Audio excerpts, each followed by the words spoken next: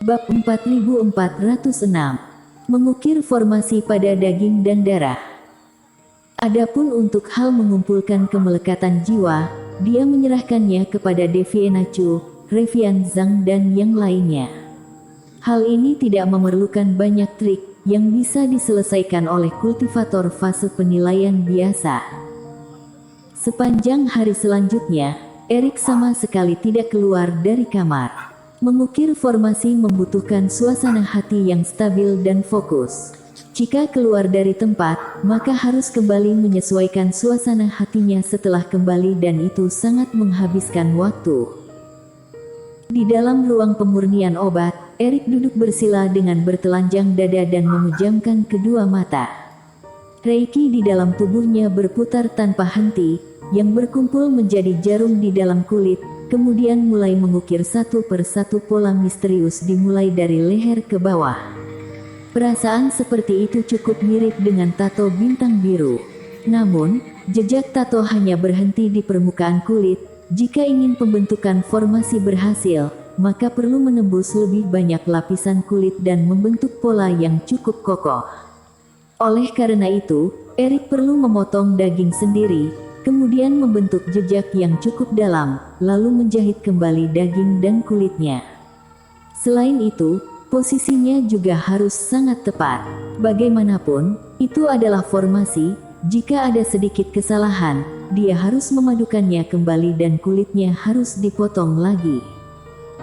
Di samping itu, Black Demon mengambang di udara dan kulit kepalanya terasa kebas saat melihat adegan tersebut. Ketika jari seseorang terpotong, dia pasti akan merasakan sakit, apalagi Erik yang seluruh tubuhnya dipenuhi oleh luka pisau. Di bawah kondisi kulit Erik terus-menerus ditusuk oleh jarum Reiki yang tajam, tetesan darah mengalir keluar dari kulit yang terbuka, yang keluar dari area terbentuknya pola dan terus-menerus mengalir dari tubuh Erik. Seiring dengan pola yang semakin banyak, dahi Erik telah dipenuhi oleh keringat. Di atas permukaan lantai di mana dia berada, tetesan darah dan air keringat telah berkumpul menjadi warna darah. Warna tersebut bahkan menembus kedalaman permukaan lantai ruang pemurnian obat. Proses ini sangat menderita dan sangat lambat, karena mengukir formasi berbeda dengan menggambar, yang tidak mengizinkan ada sedikit pun kesalahan. Erik hanya bisa membelah sedikit demi sedikit dan menahan rasa sakit yang luar biasa tersebut. Dalam sekejap mata, belasan hari telah berlalu, Erik sama sekali tidak berhenti dan terus-menerus memotong daging sendiri. Black Demon di sampingnya sangat kaget sehingga mati rasa. Dia sulit membayangkan betapa besar kesakitan yang harus ditanggung Erik ketika memotong daging sendiri, bahkan harus terus memperbesarnya. Jika itu dia mungkin telah berteriak dan pingsan berkali-kali akibat kesakitan. Meskipun demikian, tidak akan ada yang berpendapat bahwa dia lemah, karena itu benar-benar sangat sakit. Namun, sejak awal sampai saat ini, Erik sama sekali tidak kehilangan kesadaran, bahkan sama sekali tidak berteriak. Alasan Erik sangat sederhana, jika berteriak tidak berguna, lalu apa makna dari berteriak?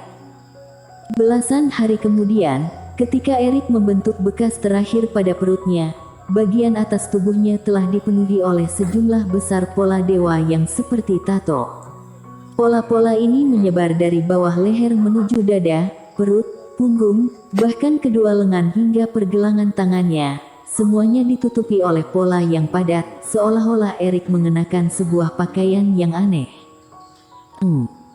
Pada detik berikutnya, satu persatu pola dewa itu bersinar dan membentuk cahaya yang bersinar terang. Formasi pola dewa yang luar biasa itu dinyalakan, kemudian menyatu dan akhirnya terjalin menjadi pola yang kompleks dan indah. Dada, punggung dan kedua lengan Erik memancarkan cahaya. Pada saat ini, kulit Erik memancarkan cahaya indah yang tak terlukiskan, sehingga dia terlihat sangat misterius. Aku berhasil. Pada saat ini, Erik membuang napas yang panjang, dia merasa seluruh tubuhnya seketika menjadi kosong dan kelelahan yang tidak dirasakan sebelumnya segera menyerangnya. Brak. Setelah memastikan tidak ada masalah pada formasi itu, Erik langsung berbaring dan memejamkan mata. Namun, sebelum Erik jatuh ke permukaan lantai, Black Demon yang telah menunggu di samping itu langsung menahannya.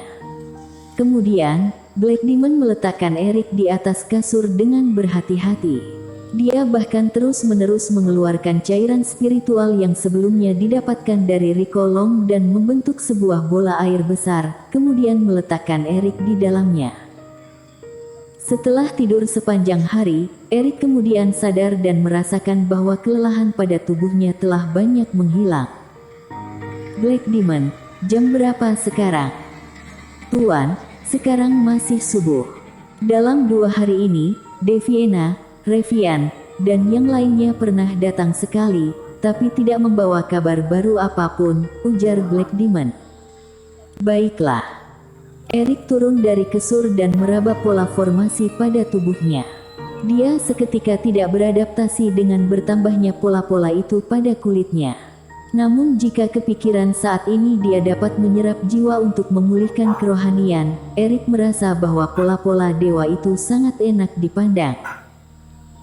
Dia menerima tas penyimpanan yang diberikan Black Demon. Di dalamnya terdapat aura kemelekatan jiwa yang dikumpulkan Deviena Chu dalam 2 hari ini. Kemelekatan jiwa tidak boleh diletak sembarangan, melainkan harus disegel secara khusus dan diletakkan di dalam tempayan khusus kemelekatan jiwa. Di antaranya juga terdapat beberapa botol pil obat. Erik mengeluarkannya dan menciumnya. Di dalamnya merupakan pil mujarab yang sesuai yang dimurnikan oleh Master Obat Yan.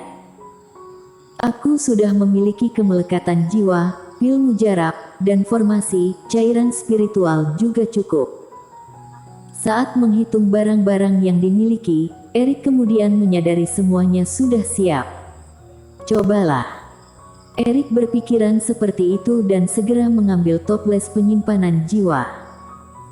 Meskipun teknik pemurnian roh disempurnakan dari buku Langit Tanpa Kata dan tidak ada masalah dengan tingkat keandalannya, jika tidak dicoba, Erik juga tidak tahu apa yang akan terjadi saat melakukan pemurnian.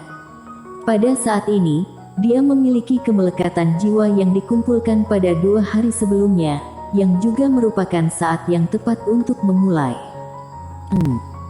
Formasi di tubuh Erik tiba-tiba aktif dan cahaya Reiki kembali bersinar. Kemudian, Erik membuka toples penyimpinan jiwa dan satu persatu aura kemelekatan jiwa seketika menyebar keluar. Namun, kemelekatan jiwa ini bukanlah makhluk hidup, melainkan roh sisa yang telah meninggal.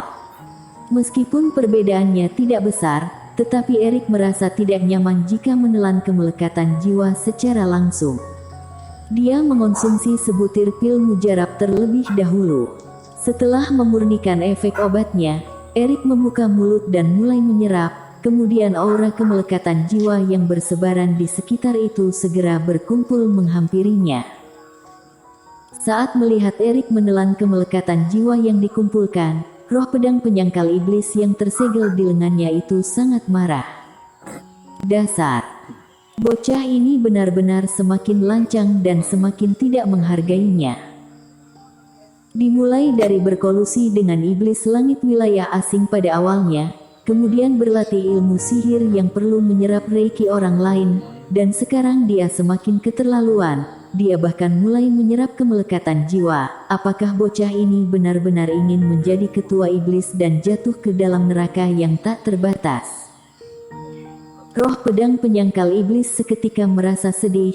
Dia telah menghabiskan seluruh hidupnya untuk menghilangkan kejahatan. Tuan rumah yang dia pilih adalah yang berkarakter suci dan penuh dengan keadilan.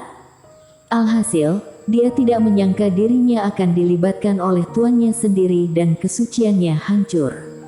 Selain itu, dia bahkan ditahan oleh bocah ini dan tidak bisa membebaskan diri. Tidak bisa. Aku tidak boleh duduk diam, aku harus memikirkan cara untuk menyelamatkan diri sendiri.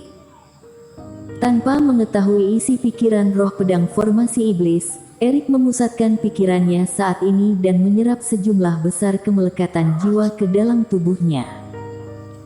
Ini adalah pertama kalinya dia menggunakan teknik ini.